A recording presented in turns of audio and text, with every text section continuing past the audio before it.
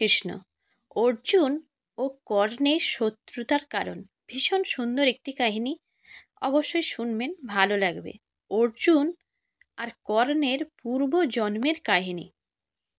মহাভারতে দুজন মহান ধনুক যোদ্ধা ছিলেন অর্জুন ও কর্ণ, কিন্তু তারা একে অপরের শত্রু ছিল।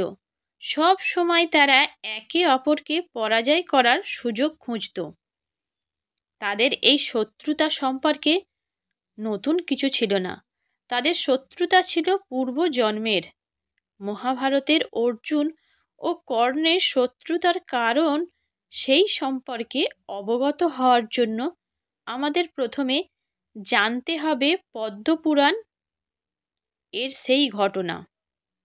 যখন দেবলোকে ব্রহ্মাণ্ডের ভারসাম্য বজায় রাখার জন্য ভগবান বিষ্ণু ও ব্রহ্মার মধ্যে আলোচনা হচ্ছিল, ভগবান বিষ্ণু ব্রহ্মদেবকে উদ্দেশ্য করে বললেন, সৃষ্টির পালনকর্তা হওয়ার জন্য আমি খুব আনন্দিত যে আমি একটি মহান কার্য করছি। সৃষ্টির পালন না করলে তা তো ধ্বংস হয়ে যাবে। কিন্তু ব্রহ্মাদেব ভগবান বিষ্ণুর কথা ভুলভাবে নেন। তিনি বলেন, সৃষ্টি পালন করার থেকে গুরুত্বপূর্ণ কাজ তো আমার। আমি সমস্ত জীবের জন্ম দিই, ব্রহ্মাণ্ডের সমস্ত বস্তু আমি নির্মাণ করি। ব্যাস, আর কোথায় যায়? এক কথা দুই কথা হতে হতে একসময় ঝগড়ায় পরিণত হয়। শেষ পর্যন্ত ওই ঝগড়া মীমাংসা করার জন্য ভগবান বিষ্ণু মহাদেব শিবকে ডাকেন। মহাদেব বিষ্ণুদেবের ডাকে সাড়া দিতে সেখানে উপস্থিত হন। তিনি ব্রহ্মদেবকে তার অহংকারের কারণ জিজ্ঞেস করেন। ব্রহ্মা বলেন, অহংকার নয়, আমি যা বলছি তাই সত্য। সর্বপ্রথম আমি এই বিশ্ব ব্রহ্মাণ্ডে সর্বপ্রথম আমি উৎপন্ন করেছি, তারপর আমি অন্য সবাইকে সৃষ্টি করেছি। ব্রহ্মাদেবের কথা শোনা মাত্র মহাদেব প্রচণ্ড ক্রোধিত হয়ে তার রুদ্র রূপ ধারণ করেন। তিনি ব্রহ্মাদেবকে বললেন, আপনি আপনার দায়িত্বকে অহংকার দিয়ে পূর্ণ করেছেন। এই অপরাধের শাস্তি আপনি অবশ্যই পাবেন। এই কথা শোনার পর মুহূর্তেই মহাদেব ব্রহ্মাদেবের পঞ্চম মাথা কেটে তার শরীর থেকে আলাদা করে দেয়। তারপর তিনি সেখান থেকে চলে যায়। ব্রহ্মাদেব তার কাটা মাথা দেখে প্রচণ্ড রেগে যান। শ্বেতজ এর জন্ম। তিনি তার মাথার ঘাম নিচে ফেলেন, বলেন, আমার ক্রোধের ঘাম থেকে এক অসুর সৃষ্টি হোক। তৎক্ষণাৎ ব্রহ্মদেবের ঘাম থেকে এক ভয়ানক অসুর উৎপন্ন হয়, যার নাম দেয়া হয় শ্বেতজ। সেই অসুরের শরীর ছিল 1000 কবচ, এজন্য তাকে সহস্র কবচও বলা হয়।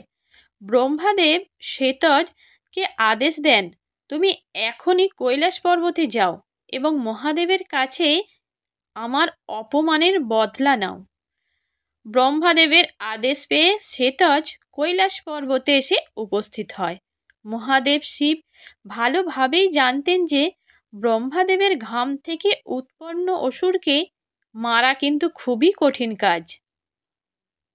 তিনি তৎক্ষণাৎ বিষ্ণুদেবের কাছে গিয়ে তাকে বলেন, কেবল আপনি সেই অসুরের হাত থেকে আমাকে রক্ষা করতে পারেন। মহাদেব ও বিষ্ণুর এ বিষয়ে কোনো সিদ্ধান্ত নেওয়ার আগেই শ্বেতজ সেখানে উপস্থিত হয়। ভগবান বিষ্ণু শ্বেতজকে যুদ্ধের জন্য আহ্বান করেন এবং কিছুক্ষণের মধ্যেই তিনি বুঝতে পারেন শ্বেতজকে পরাজিত করা অসম্ভব। রক্তজের জন্ম। তিনি মহাদেবকে বলেন, আমি আমার ডান হাত আপনাকে দিচ্ছি।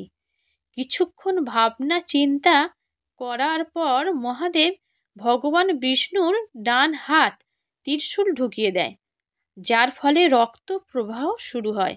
এরপর মহাদেব তার তৃতীয় নেত্র দিয়ে প্রবাহিত রক্তকে কিছুক্ষণ দেখেন এবং তৎক্ষণাৎ সেই রক্তের উপর বজ্রপাত হয় ও তার থেকে উৎপন্ন হয় সহস্র হাতওয়ালা এক বিশাল আকারের প্রাণী, যার নাম দেয়া হয় রক্তজ। মহাদেব শিব রক্তজকে আদেশ দেন শ্বেতজ এর সাথে যুদ্ধ করে তাকে পরাজিত করার জন্য। শুরু হয় শ্বেতজ ও রক্তজের মধ্যে ভীষণ যুদ্ধ। তারা একে অপরকে পরাজিত করার অনেক চেষ্টা করে, কিন্তু অসফল হয়। তাদের যুদ্ধ অনেকক্ষণ ধরে চলতে থাকে। শেষে শ্বেতজ রক্তজের 998টি হাত কেটে দেয় এবং রক্তজ শ্বেতজের 999টি কবচ ভেঙে দেয়, যার ফলে রক্তজের 2টি হাত ও শ্বেতজের একটি কবচ অবশিষ্ট থাকে। যুদ্ধের অন্তিম পর্যায়ে শ্বেতজ যেই মাত্র রক্তজকে মারতে যাবে, তখনই ভগবান বিষ্ণুকে বলেন, হে ব্রহ্মদেব, 2 যোদ্ধার যুদ্ধের ফলে সব কিছু ধ্বংস হয়ে যাওয়ার মুখে। আবার বলেন, এই যুদ্ধ এখনই থামিয়ে দেয়া উচিত, তা না হলে সমস্ত সৃষ্টি ধ্বংস হয়ে যাবে। তারপর তিনি ব্রহ্মদেবকে প্রসন্ন করার জন্য বলেন, এটা নিশ্চিত যে শ্বেতজ যে কোনো সময় রক্তজকে হত্যা করতে পারে। বিষ্ণুদেবের কথা শুনে ব্রহ্মদেব খুব প্রসন্ন হয়। তিনি বলেন, যুদ্ধের পরিণাম শ্বেতজ ও রক্তজের পরের জন্মে ঠিক হবে। বিষ্ণুদেব ঠিক ওই সুযোগের অপেক্ষা করছিলেন, কারণ এতক্ষণ যা হচ্ছিল তা বিষ্ণুদেবেরই পরিকল্পনা ছিল। কিন্তু তৎক্ষণাৎ ব্রহ্মদেবকে বলেন, আপনি একদম ঠিক কথা বলেছেন। ব্রহ্মদেব এবং তাদের যুদ্ধের পরিণাম পরের জন্মের জন্য ছেড়ে দেয়া যাক। এরপর ব্রহ্মা, বিষ্ণু, মহেশ্বর হঠাৎ ত্রিদেব একসাথে যুদ্ধের সমাপ্তি ঘোষণা করেন। ত্রিদেব শ্বেতজ ও রক্তজকে বলেন, তোমরা তোমাদের এই যুদ্ধ পরের জন্মে করবে এবং তখনই আমরা যুদ্ধের বিজয়ী ঘোষণা করব। শ্বেতজ ও রক্তজ এর কর্ণ ও অর্জুন রূপে পূর্ব জন্মে শ্বেতজের জন্মের দায়িত্ব দেয়া হয় সূর্যদেবকে এবং রক্তজের জন্মের দায়িত্ব দেয়া হয় ইন্দ্রদেবকে। কিন্তু ইন্দ্রদেব রক্তজের জন্ম দায়িত্ব নিতে অস্বীকার করেন। তিনি ভগবান বিষ্ণুকে বলেন, আপনি এর আগে রাম অবতারে আমার মানসপুত্র বালিকে বধ করেছেন, কিন্তু এবার রক্তজ মারা গেলে আমি তার জন্ম দায়িত্ব নেব না।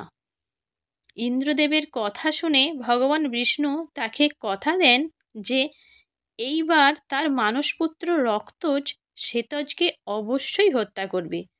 মহাভারতে কর্ণ ও অর্জুন যুদ্ধে ভবিষ্যতে শ্বেতজ সূর্যপুত্র কর্ণ রূপে জন্মগ্রহণ করে এবং রক্তজ ইন্দ্রপুত্র অর্জুন রূপে জন্মগ্রহণ করে। তাদের পূর্বজন্মের যুদ্ধের ফলাফল মহাভারতে কুরুক্ষেত্রের যুদ্ধে সম্পন্ন হয়, যেখানে অর্জুন রূপে রক্তজ কর্ণ রূপী শ্বেতজকে যুদ্ধক্ষেত্রে হত্যা করে।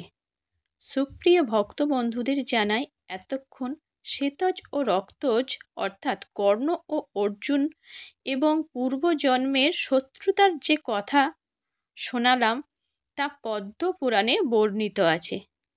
কেমন লাগলো অবশ্যই জানাবেন। হরে কৃষ্ণ।